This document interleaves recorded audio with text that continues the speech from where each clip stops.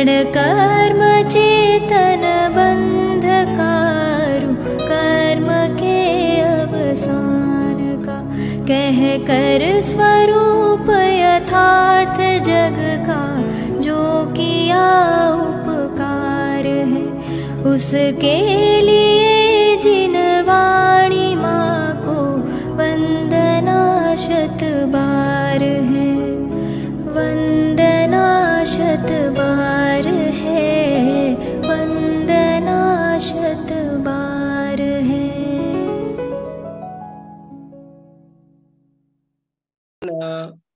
महास्पद्मुरुश्रियं निर्धूत कल्मषं वीरं वक्ष्ये तत्त्वार्थवार्तिकम्। जो सर्व विज्ञान के स्थान हैं और उत्तम लक्ष्मी के धारक हैं, और जिन्होंने संपूर्ण कल्मषों को पूरी तरह धो दिया है, उन वर्धमान वीर जिनेंद्र को प्रणाम करके मैं तत्वार्थ सूत्र के वार्तिक कहता हूँ। श्रीमद् भट्टा कलंक द्वारा रचित तत्वार्थ सूत्र की ये वार्तिक रूप टीका का हम थोड़ा सा रसास्वादन करने का प्रयास कर रहे हैं। यद्यपि ग्रंथ बहुत गूढ़ गंभीर है, इतना सरल नहीं है, काफी मेहनत करने से ही समझ में आ रहा है, और तब भी कई जगह हम लोगों को कुछ असुविधा भी हो रही है। तथापि कई महत्वपूर्ण रत्न इसमें छुपे हुए हैं। हम उन्हीं रत्नों का अन्वेषण करने के लिए इस ग्रंथ का थोड़ा सा स्वाध्याय करने के लिए उद्यत हुए हैं, और इसकी भूमिका में हमने बहुत आनंद लिया। इसकी भूमिका बहुत सरल, सरस और अत्यंत उपयोगी बनी। उसको अगर मैं संक्षेप में सार रूप में कहूं तो वो ये थी कि मानो आचार्य उमा स्वामी का भाषण होने वाला है और वे मुक्ति का उपाय बताने वाले हैं। आज का मुख्य वक्ता वे हैं और मुख्य विषय है मुक्ति का उपाय। मुख्य वक्ता है आचार्य उमा स्वामी और मुख्य विषय है मुक्ति का उपाय। और आज के इस कार्यक्रम का विषय प्रवर्तन करने की जिम्मेदारी मिली है आचार्य अकलंक देव को। वे की नोट एड्रेस देने जा रहे हैं आज के कार्यक्रम में। तो उन्होंने बहुत ही अच्छे ढंग से इस चीज को स्थापित किया, सिद्ध किया, अभिव्यक्त किया कि मुक्ति का उपाय ही क्यों बात करने योग्य है, वो ही विषय क्यों जरूरी है।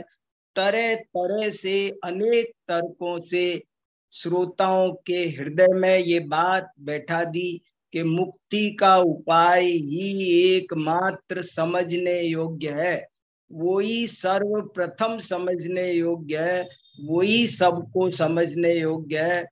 अन्य कोई सांसारिक बातें तो समझने योग्य है ही नहीं, बल्कि तत्व ज्ञान की भी और अनेक बातें समझने योग्य सर्वप्रथम नहीं है। सर्वप्रथम तो मुक्ति का उपाय ही समझने योग्य है। बंध की बात भी सर्वप्रथम समझने योग्य नहीं है। जब घर में आग लग गई है तो बुझाने वाले कर्मचारी आए हैं, वे अभी समय नहीं है कि वे इस बात की इंक्वायरी करें कि आग कैसे लगी है। उनका काम है पहले बुझाएं, बाद में बात करेंगे कैसे लगी है। तो एक ये चर्चा बहुत ही बढ़िया लगी। और फिर कहा कि मोक्ष की बात में भी, मोक्ष की जो कितनी टेक्निकल बातें हैं कि वो यहाँ है, वहां है, इतना बड़ा है, उतना बड़ा है, गोल है, चंद्राकार है, ऐसी टेक्निकल बातों पर भी ना जाएं, बल्कि उसके जो सर्व संप्रतिपत्ति, जिसमें सबको विवाद नहीं है, पाटलिपुत्र की तरह ऐसे वास्तविक मोक्ष का समझने का उद्यम करें, सर्वप्रथम करें, वही दुर्लभ है।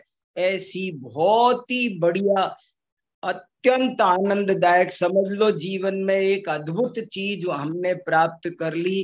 कैसे अच्छे अच्छे वार्तिक आए आश्वासनार्थम, के वो बंधनबद्ध व्यक्ति बंधन की चर्चा से और भयभीत होगा, निराश होगा, इसलिए उसको आश्वासन देने के लिए और अन्य मतवादियों द्वारा मान्य मुक्ति के उपायों का निराकरण करने के लिए यहाँ उमा स्वामी महाराज पधार रहे हैं और वे मुक्ति का उपाय बताने जा रहे हैं। इतना कहकर मानो मंच से अकलंक आचार्य साइड में हो गए और उमा स्वामी महाराज प्रकट हुए और फिर उन्होंने उनकी गंभीर गिरा गर्जना हुई, सुनो भव्य जीवो, हे तीन लोक के सभी जीवो, सुनो सुनो सुनो, सम्यक दर्शन ज्ञान चारित्राणी मोक्ष मार्ग। ये उन्होंने जो दुंदुभी नाद कर दिया, द्वादशांग का सार, तीन लोक का सार एक सूत्र में, इस एक सूत्र को बोलकर उमा स्वामी महाराज मन से चले गए। अब फिर अकलंक आचार्य प्रकट हुए और उन्होंने कहा, आप लोगों ने सुना वे क्या कहकर गए? आप लोगों को समझ में आया, आनंद आया? अरे कुछ उसका रहस्य समझे, वो क्या कहकर गए हैं? बोले हाँ साहब, हमने सुना, हमने तो रिकॉर्डिंग भी कर लिया। कोई प्रतिभाशाली था तो बोला मैंने तो कंठस्थ कर लिया। वो ये कहकर गए कि सम्यक दर्शन ज्ञान चारित्राणी मोक्ष मार्ग। तो वो बोले कि अरे मैं तुमको समझाता हूं, इसमें इस एक सूत्र में हजारों बातें भर गए, वो हजारों बातें कह गए। ज्ञानियों की बात में बहुत गहराई होती है, अतल गहराई होती है, इसलिए उसमें बहुत कुछ माल भरा हुआ है। देखो मैं तुम्हें बताने की कोशिश करता हूं। और ये तो उन्होंने बताने की कोशिश की है, इसमें और कितनी बातें ऐसी होंगी जो आचार्य अकलंक भी नहीं बताए होंगे। ऐसे इस सूत्र में बहुत सारी बातें भरी पड़ी हैं। तो क्या क्या बातें भरी पड़ी हैं वे 1 2 3 करके बताए जा रहे हैं।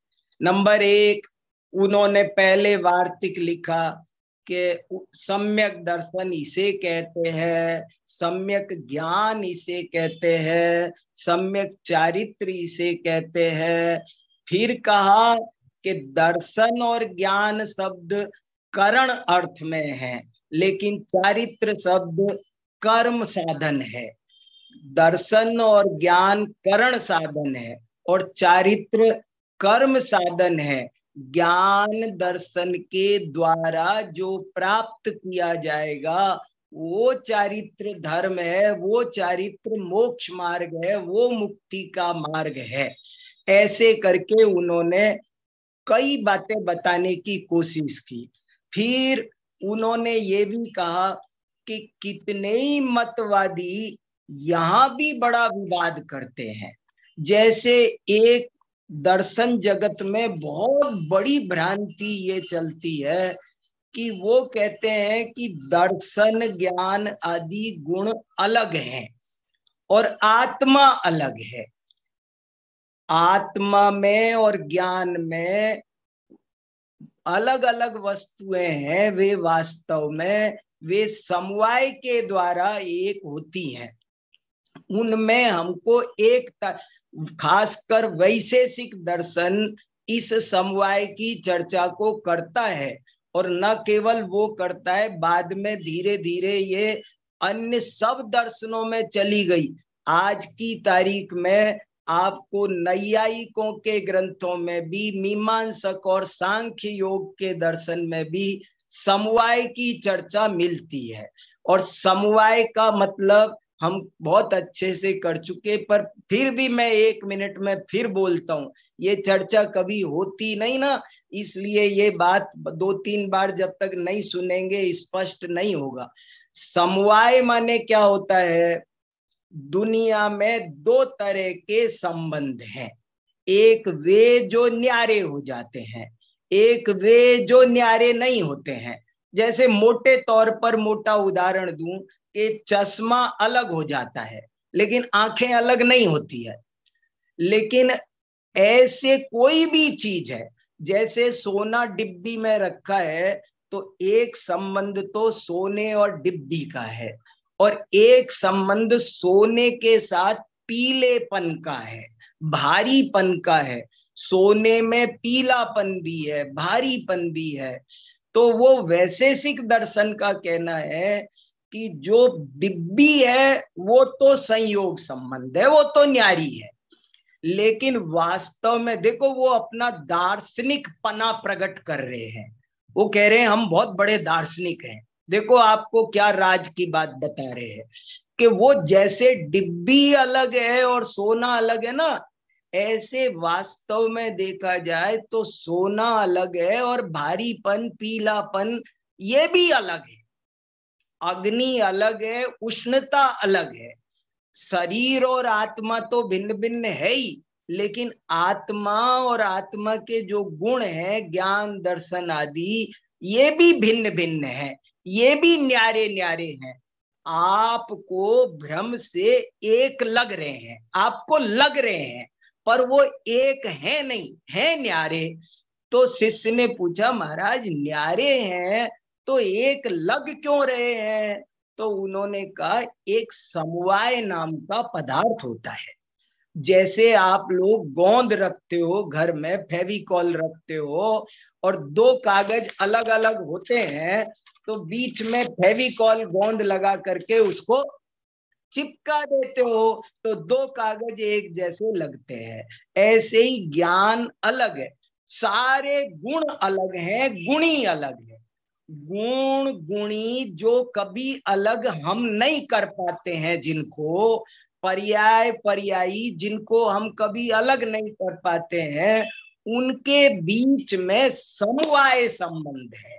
वे समवाय से चिपके हुए हैं न्यारे न्यारे, वे चिपके हुए हैं। तो ऐसा उन्होंने एक समवाय संबंध की कल्पना की। तो ये एक छोटी भूल नहीं थी, ये एक बहुत बड़ी भयंकर भूल थी। सारा मुक्ति का उपाय पर पानी फेर देने वाली थी। इसलिए इस मुद्दे को उठाया। देखो, ये मुद्दा यूं ही नहीं उठाया, जानबूझ। यदि आत्मा स्वभाव से ज्ञानी नहीं है तो सारे मुक्ति के उपाय की, मुक्ति के मार्ग की बात चौपट हो जाती है। यदि आत्मा स्वभाव से दर्शन ज्ञान चारित्र वाला नहीं है तो फिर सारी बात चौपट हो जाती है। और इसलिए इस बात को थोड़ा घिसा, 5-7 वार्तिक लगाए, 10 वार्तिक लगाए, और उन्होंने कहा कि देखो भाई, आप कैसे सिद्ध करोगे कि ये संयोग संबंध है और ये समवाय संबंध है? आप दोनों में अंतर कैसे करो? आपने डिब्बी और सोने में अंतर बताया कि डिब्बी और सोने में जो भेद है वो तो संयोग है, और सोने में और पीलेपन में है वो समवाय है। तो ये बताओ, आपने ये फैसला कैसे किया, किस आधार पर किया, आप कैसे कर? आपके हिसाब से तो जैसे सोना और डिब्बी न्यारे न्यारे हैं, ऐसे ही पीलापन और सोना भी वास्तव में तो न्यारे न्यारे है ना। अग्नि और उष्णता वास्तव में तो न्यारे न्यारे है ना।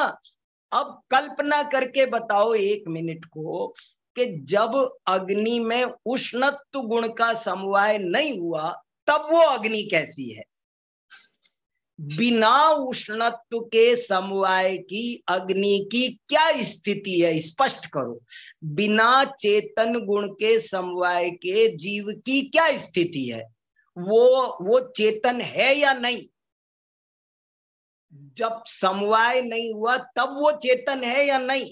जब उसमें अग्नि में उष्णता का समवाय नहीं हुआ तब वो उष्ण है या नहीं? और यदि वो उष्ण है तो फिर उष्णत्व के समवाय की जरूरत क्या है? अगर वो स्वभाव से उष्ण है, बिना समवाय के भी वो उष्ण है, तो फिर उष्णत्व के समवाय की जरूरत क्या? और यदि वो उष्ण नहीं है तो फिर कुछ प्रश्न पूछने हैं आपसे कि ये उष्णत्व अग्नि के साथ ही क्यों बंधा, ये पानी के साथ क्यों नहीं बंधा, किताब के साथ क्यों नहीं बना, जीव के साथ क्यों नहीं बना, ये नियम कैसे होगा? फिर बहुत प्रश्न पैदा होते हैं। फिर वो परिणाम नहीं बनता है। जैसे दंड से दंडी बनता है, ऐसे ही फिर तो उष्णत्व गुण से अग्नि उष्णवान बनेगी, उष्ण नहीं बनेगी। आत्मा चेतन गुण के समवाय से चेतनवान बनेगा, चेतन नहीं बनेगा। देखो बड़ा घोटाला हो जाएगा। और जो चीज मिलती है तो फिर वो कभी अलग भी हो सकती है। गोंद से चिपकाया है, बारिश आएगी और गोंद भीग जाएगा तो वो दो कागज अलग भी हो जाएंगे।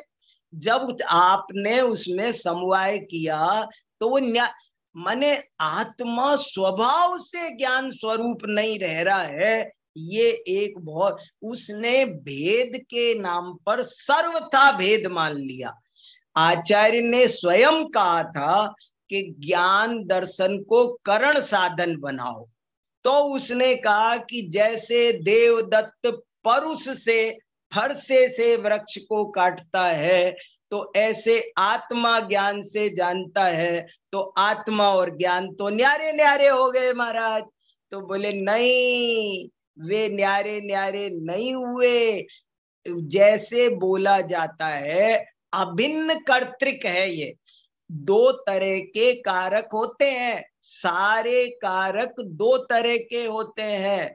भेद सारे के सारे छओं कारक दोनों तरह के होते हैं, भेद रूप भी होते हैं और अभेद रूप भी होते हैं। देखो ये बहुत, इसकी चर्चा समीक्षकों ने अकलंक के योगदान में मानी है। अकलंक आचार्य का ये योगदान कि सारे कारक भेद रूप भी बनते हैं और अभेद रूप भी बनते हैं। कैसे? देवदत्तस्य वस्त्रालंकारो, देवदत्त के वस्त्रालंकार। यहाँ षष्ठी विभक्ति क्या हो रही है? देवदत्त अलग है, वस्त्रालंकार अलग है, भिन्न भिन्न है। लेकिन जलस्य धारा, जल की धारा, यहां भी दिखने में दोनों जगह षष्ठी दिख रही है। जल की धारा, यहां भी छठी विभक्ति है। ऐसा लगता है जल अलग होगा, धारा अलग होगी। और देवदत्त के वस्त्रालंकार, लगता है कि दोनों, देवदत्त अलग है, वस्त्रालंकार अलग है, या तो दोनों एक हो या दोनों अनेक हो। तो वो कहते नहीं, षष्ठी विभक्ति का स्वरूप ऐसा है और ऐसे हर विभक्ति का है। तृतीया विभक्ति करण, करण का स्वरूप भी ऐसा है। आत्मा ज्ञान से जानता है, राम कार से जाता है, राम कार से जयपुर जाता है। तो यहां पर कार अलग है, राम अलग है। लेकिन देखो, पेड़ परुसे से काटा जाता है, यहाँ परुसा अलग है, पेड़ अलग है। और पेड़ भार से झुकता है, पेड़, इसमें उदाहरण आया था ना कल, पेड़ भार से झुकता है, शाखा भार से पेड़ झुकता है। तो शाखा भार अलग है क्या? पेड़ अलग है क्या? पेड़ और शाखा भार बहुत गजब की बात है। इसीलिए तो नयों के इतने भेद हैं कि कौन सा भेद कहाँ आत्मा और ज्ञान में भी भेद है और आत्मा और शरीर में भी भेद है, लेकिन आत्मा और शरीर में जैसा भेद है वैसा भेद ज्ञान और आत्मा में नहीं है। दोनों के भेद भेद में अंतर है। ऐसे करके बहुत सुंदर चर्चा चल के आई और अब एक गजब का वार्तिक निकल के आ रहा है। वार्तिक नंबर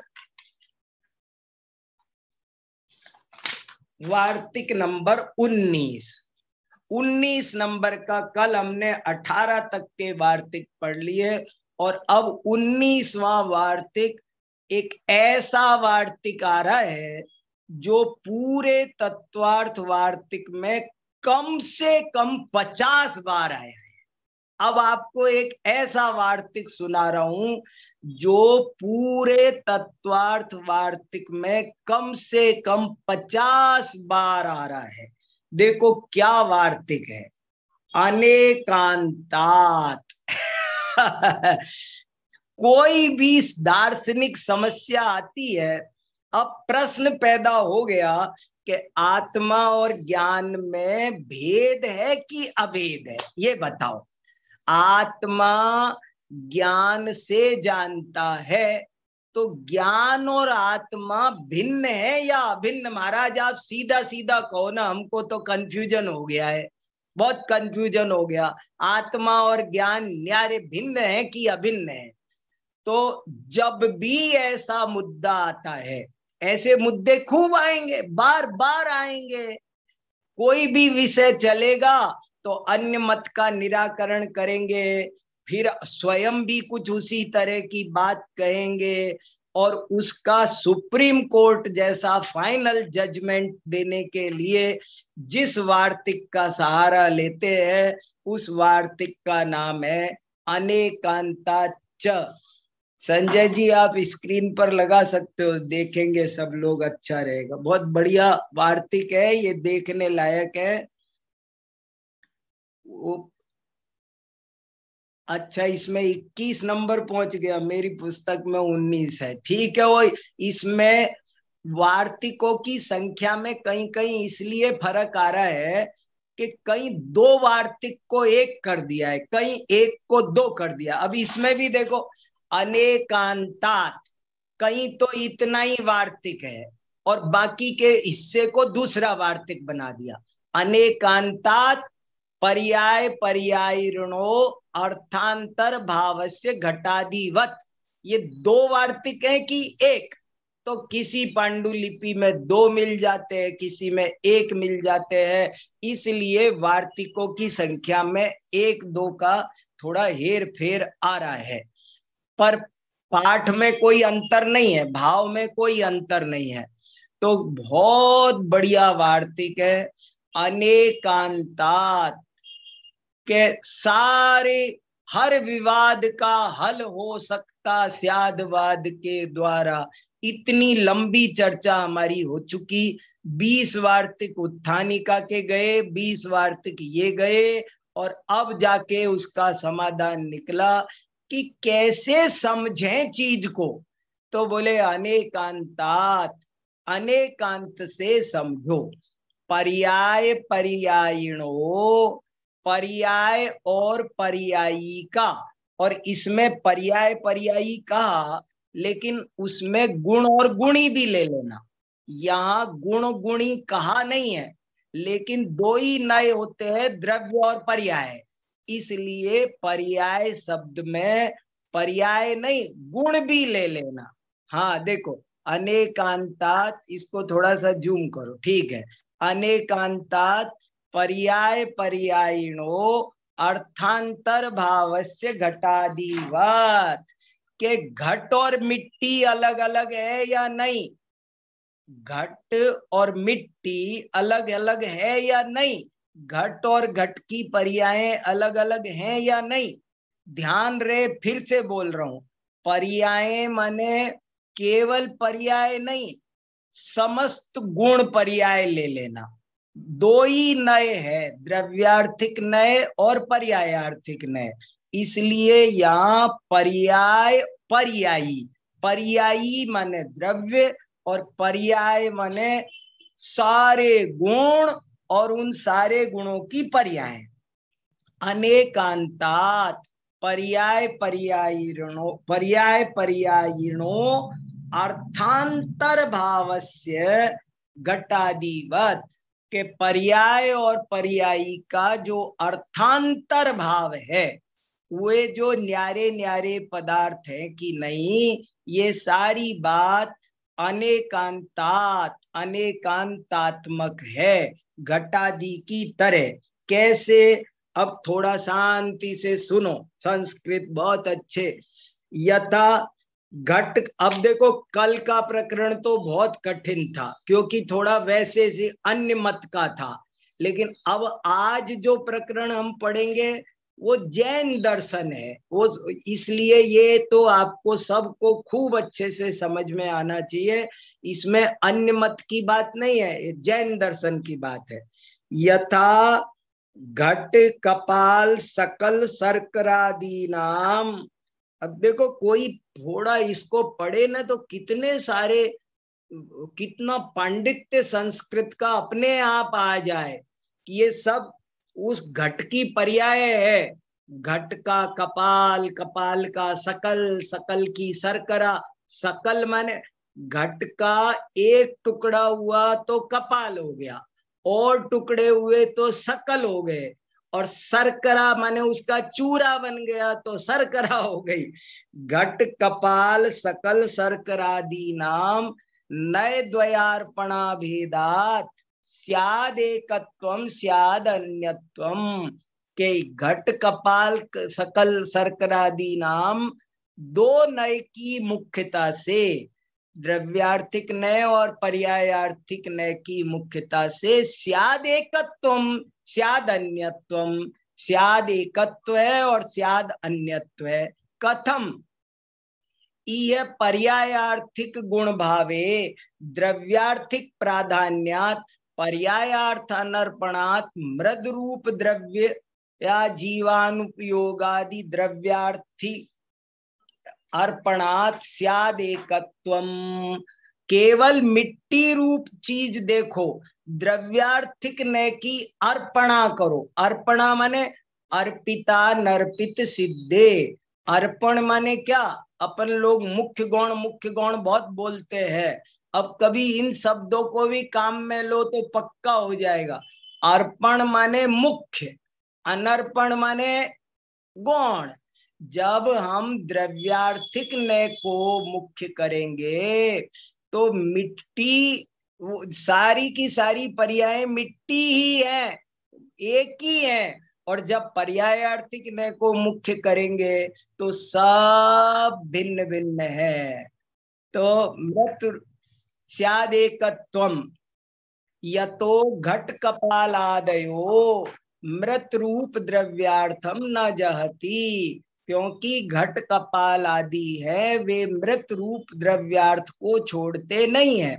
तेसाम एव द्रव्यार्थिक गुण भावे। गुण माने भी यहाँ गौण है। गुण माने क्या? गौण। द्रव्यार्थिक नय गुण भावे माने द्रव्यार्थिक नय को गौण करने पर पर्यायार्थिक प्राधान्यात और पर्यायार्थिक नय को प्रधान बनाने से द्रव्यार्थ अनर्पणात द्रव्यार्थिक नय को अनर्पित करने से कारण विशेषापादित भेद पर्यायार्थर्पणात स्याद अन्यत्वम। पर्यायार्थिक नय से देखो तो सब न्यारे न्यारे है। यतो अन्यो घट पर्याय अन्यश्च कपालादि पर्याय तथा मृदो घटादि पर्यायाणाम च स्यादेकत्वं स्यादन्यत्वं। कथम तत्परिणामात् स्यादेकत्वं यतो मृद रूपमेव उभय परिणाम कारणवशात् घट कपालादि पर्याय परिणतम तद व्यपदेश भाग भवति नान्या मृत नान्ये घटादयो नान्या मृत। मृत माने क्या? मिट्टी। मृत माने यहाँ देखो, अब कोई मृत में से तय का हलंत हटा दे तो मृत शब्द का अर्थ अलग मरा हुआ हो जाएगा। और नान्या मृत, मृत माने मिट्टी, ना मिट्टी अलग नहीं है। नान्ये घटादयो, और घटादि अलग नहीं है। मृत रूप व्यतिरिक्त घटादि पर्याया भावात पर्यायी पर्याय भेदाच स्याद अन्यत्वम यत पर्यायी मत द्रव्यम पर्याया घटादय। मिट्टी रूप द्रव्य वो पर्यायी है और घटादि वो पर्याय है। तथा आत्मनोपि ज्ञानादि पर्यायाणाम च स्याद एकत्वम स्याद नानात्वम। इस तथा माने उसी प्रकार आत्मा के भी, आत्मा के और उसकी ज्ञानादि पर्यायों का, पर्याय माने फिर याद रखना, पर्याय पर्याय गुण सब है। ज्ञान आत्मा और ज्ञानादि गुण पर्यायों का स्यात् एकत्वम स्यात् नानात्वम। कथम? पर्यायार्थिक गुण भावे द्रव्यार्थिक प्राधान्यात पर्यायार्थ अनर्पणात् अनादि पारिणामिक चैतन्य जीव द्रव्यादि द्रव्यार्थ अर्पणात् स्याद् एकत्वम। यतो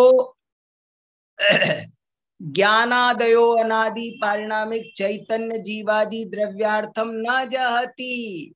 ज्ञान कोई आत्मा से अलग नहीं रहता, इसलिए द्रव्यार्थिक न से देखा जाए तो ज्ञान और आत्मा में एकत्व है। तेषामेव द्रव्यार्थिक गुण भावे, लेकिन द्रव्यार्थिक न को गौण कर दो, पर्यायार्थिक प्राधान्यात पर्यायार्थिक न को प्रदान कर दो, द्रव्यार्थ अनर्पणात् कारण विशेषापादित भेद पर्यायार्थ अर्पणात् स्यात् अन्यत्वम। और पर्यायार्थिक न से देखो तो उसमें अन्यत्व है। यतो अन्यो ज्ञान पर्यायो अन्य च दर्शनादि पर्याया, क्योंकि ज्ञान पर्याय अन्य, दर्शन पर्याय अन्य। तथा आत्मनो ज्ञानादि पर्यायाणाम च स्याद एकत्वम स्याद अन्यत्वम। कथम?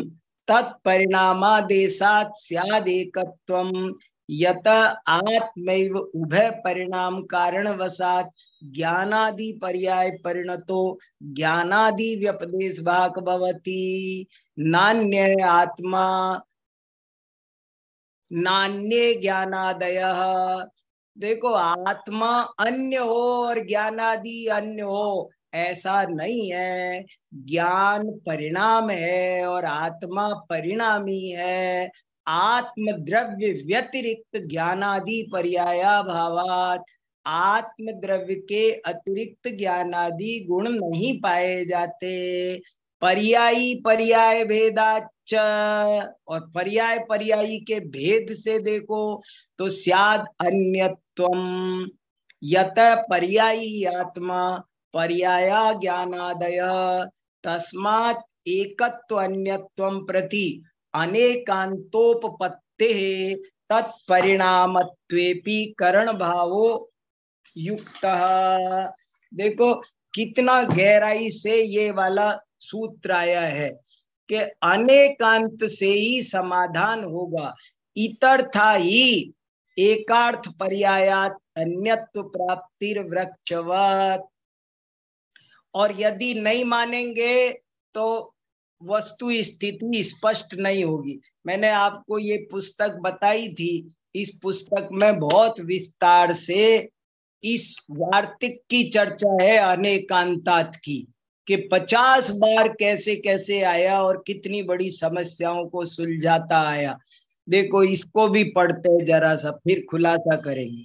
यस्य एकांतिकम कर्तृकरणयोर अन्यत्वम तस्य एकार्थ पर्यायात अन्यत्वम प्राप्तम कथम वृक्षवत यथा प्रासादम करोति परस्वादिभिः इत्यत्र कर्तृकरणयोर अन्यत्वम तथा भज्यते वृक्ष शाखा भारेण इति एकस्य वृक्षस्य शाखा भारार्थ पर्यायात अन्यत्वम प्राप्तम न च आदौ अस्ति यतो न शाखा भारात ऋते अन्यो वृक्ष न च शाखा भारात अन्यो वृक्षो न भवति इति भज्यते वृक्ष शाखा भारेण इति एकार्थ पर्यायात्मकः करण निर्देशो न भवति तथा न आत्मद्रव्यात् ऋते अन्यत ज्ञानम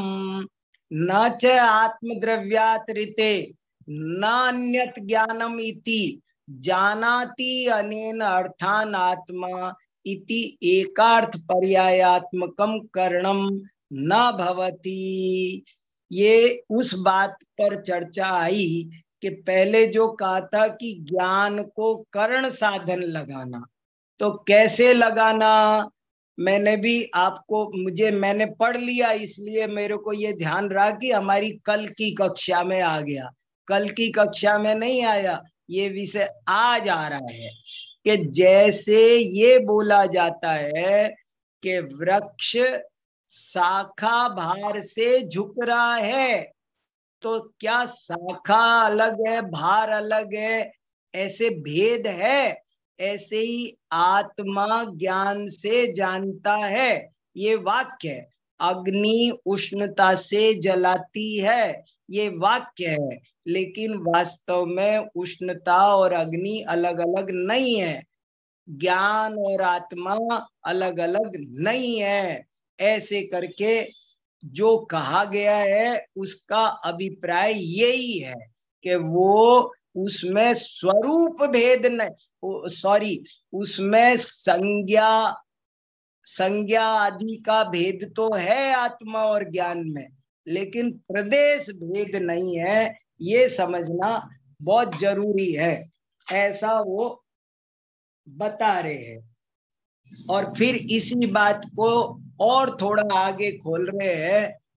मैं पढ़ूं थोड़ा सा, आज हमारे साथ भाई साहब अभय जी हैं, हम लोग उनको सुन ले तो बहुत फायदा होगा, अपन तो पढ़ते ही रहते हैं।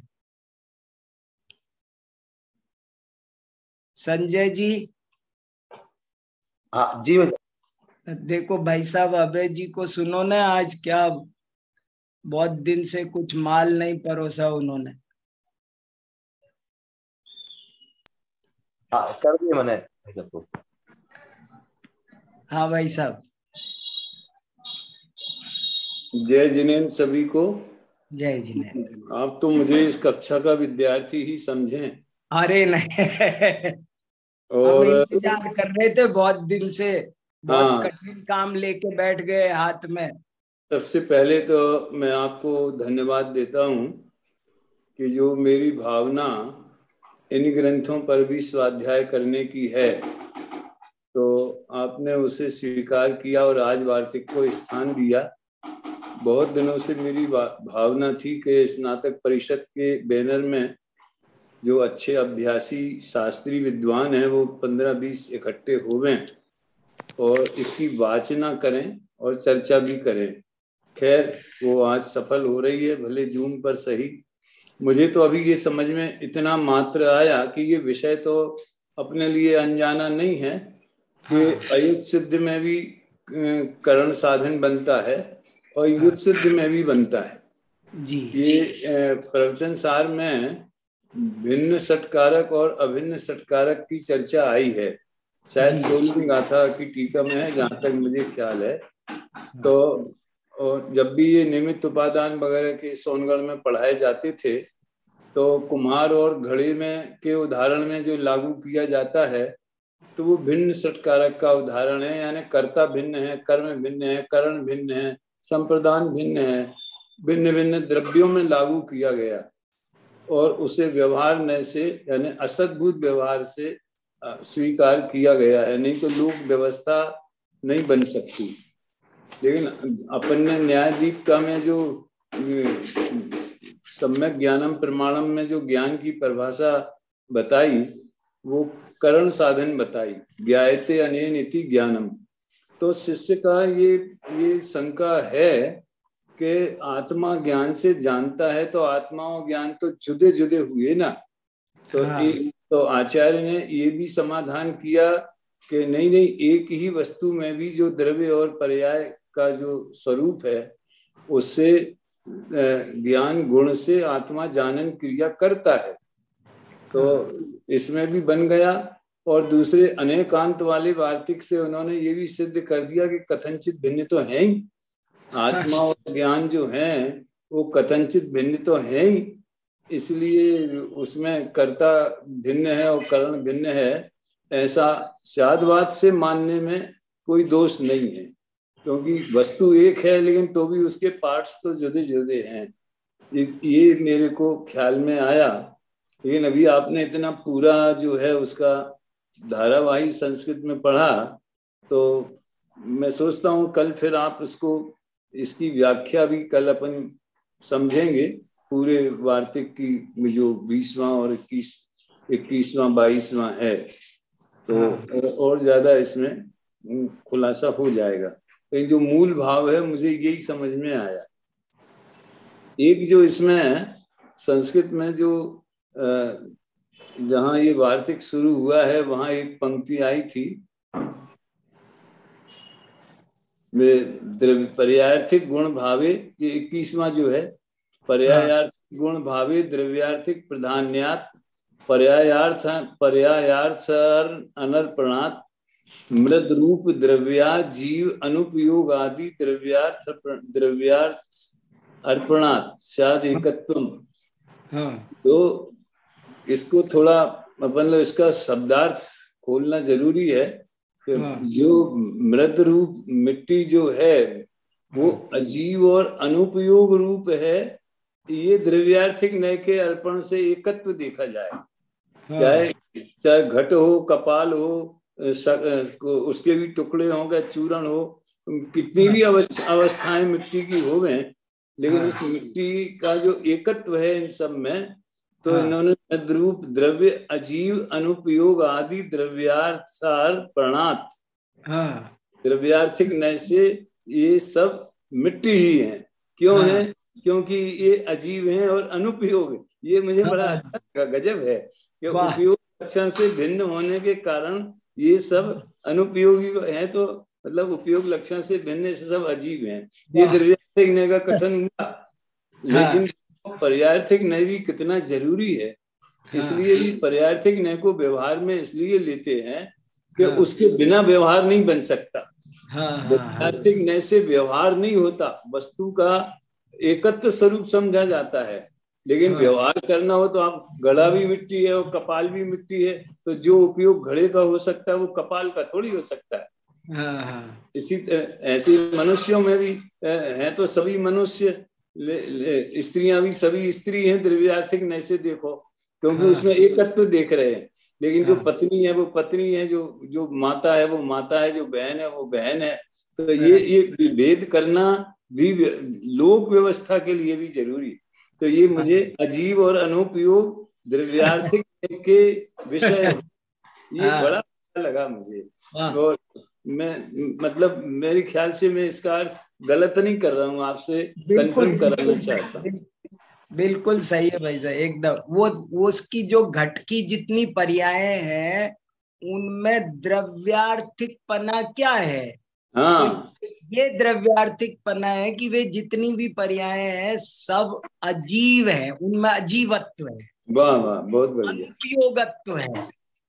जीव होती तो किसी में भी उपयोगत्व नहीं है, अनुपयोगत्व है, ऐसे मतलब है इसका। हाँ बहुत अच्छा, ठीक है। और भी लोगों के विचार ले रहे हैं।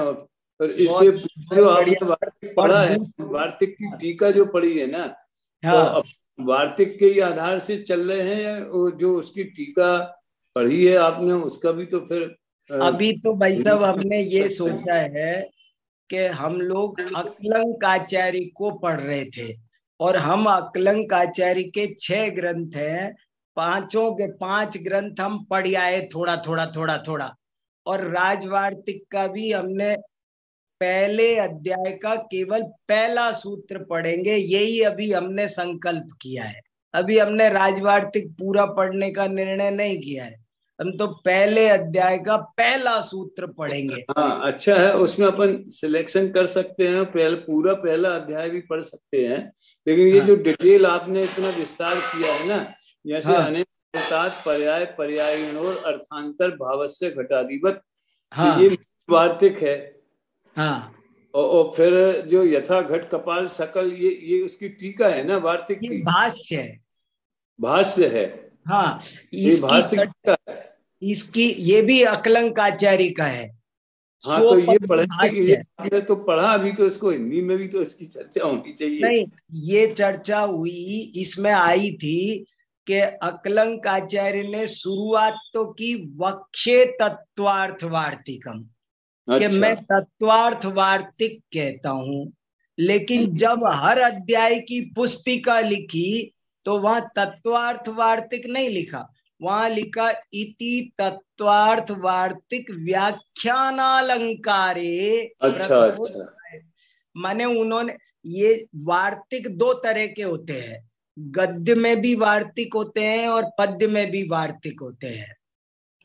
विद्यानंद के वार्तिक पद्यात्मक है और अकलंकाचार्य के वार्तिक गद्यात्मक है।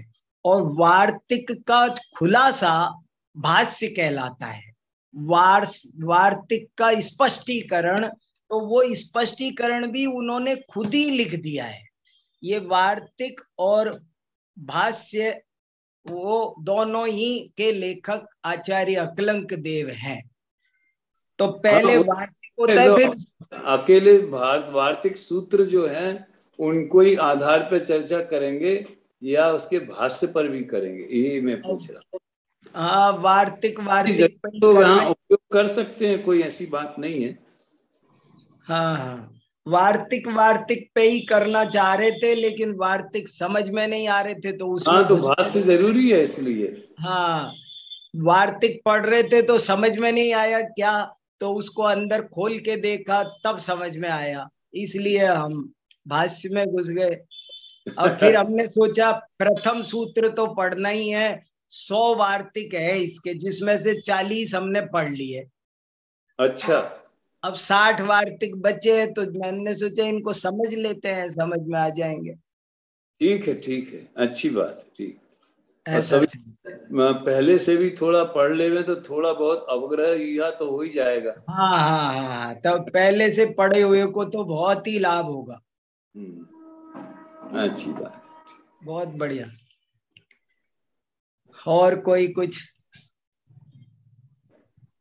हाँ दिनेश जी।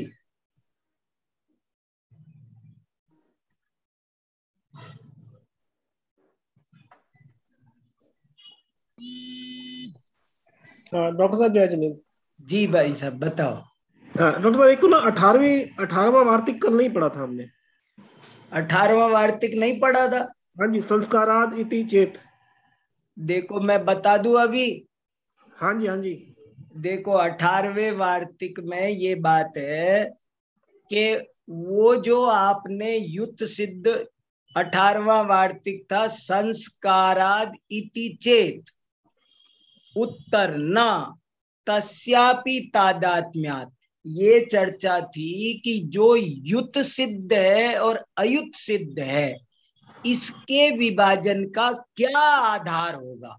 जैन आचार्य वैशेषिक से पूछ रहे हैं कि तुमने ये जो दो तरह का भेद बनाया, युत सिद्ध और अयुत सिद्ध, इसके विभाजन को हम कैसे जानेंगे कि ये डिब्बी में और सोने में तो युत सिद्ध है और पीलेपन में और सोने में अयुत सिद्ध है, समवाय संबंध है।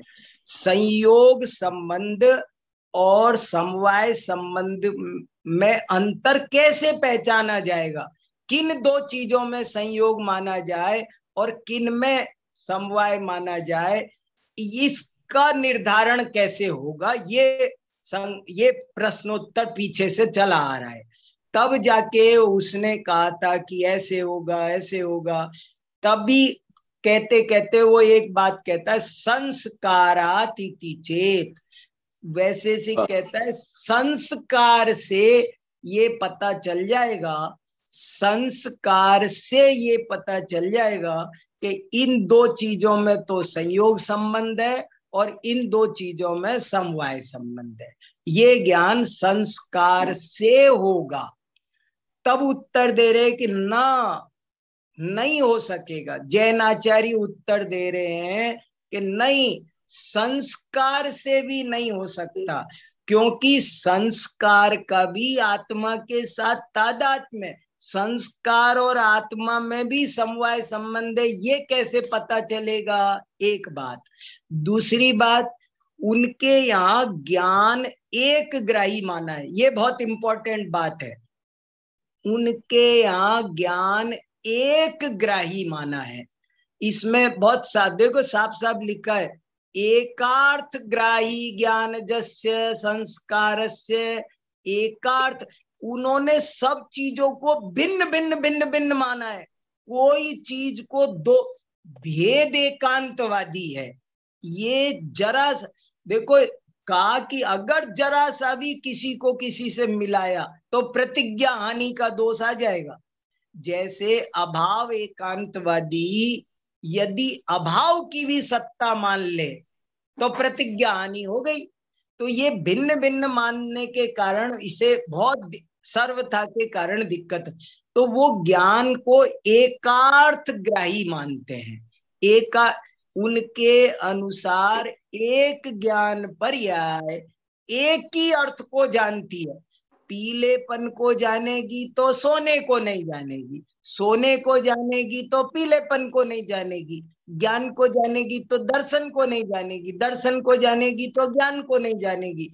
तो जब ज्ञान एकार्थ ग्राही हो गया तो वो दो चीजों के संबंध को कैसे पहचानेगा?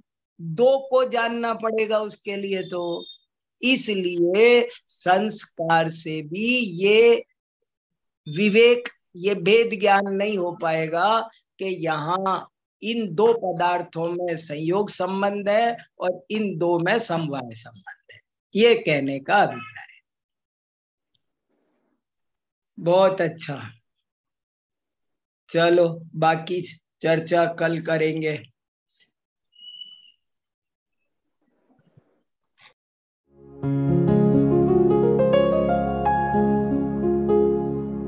निज निधि निज में बताए, यह अनंत उपकार है उसके लिए जिन वाणी माँ को वंदना शत बार है, वंदना शत बार है, वंदना शत बार है।